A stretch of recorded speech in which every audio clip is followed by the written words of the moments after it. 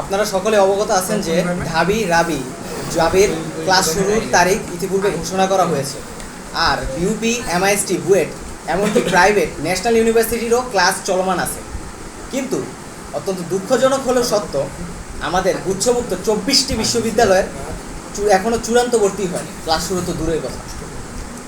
ফলে সারা দেশের প্রায় 21,600 জন শিক্ষার্থী নানান অনিশ্চয়তার সম্মুখীন হচ্ছে এবং অনেকেই মনোবল হারিয়ে ফেলেছে।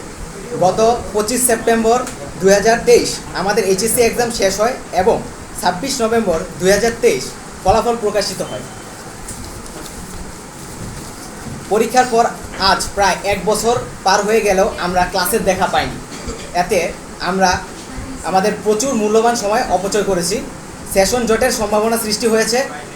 আর সেশন জট যদি একবার দেখা দেয় তবে সেটা আমাদের লেখাপড়ার পাশাপাশি সিজিপিএকেও ক্ষতিগ্রস্ত করবে, যা চাকরির বাজারে আমাদের মেধাবী শিক্ষার্থীদের পিছিয়ে পড়ার কারণ হবে। তাই আমরা চাই তদন্ত যেন তদন্তর জায়গায় থাকে, এটা যেন ভোগান্তির কারণ না হয়, এই জনদুর্ভোগ যেন লাঘব হয়। আমি স্পষ্টভাবে বলে দিতে চাই, আগামী 22 সেপ্টেম্বরের মধ্যে চূড়ান্ত ভর্তির তারিখ ঘোষণা করতে হবে। সকল ভর্তি কার্যক্রম সম্পাদন করে 1 অক্টোবরের মধ্যে গুচ্ছভুক্ত সকল বিশ্ববিদ্যালয়ের শ্রেণী কার্যক্রম আরম্ভ করতে হবে।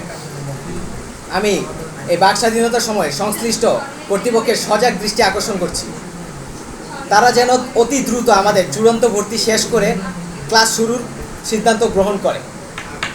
পরিশেষে 24-এর মহান শহীদদের কথা স্মরণ করে এবং তাদের বিদেহী আত্মার মাগফিরাত কামনা করে আমি আমার আজকের বক্তব্য শেষ করছি।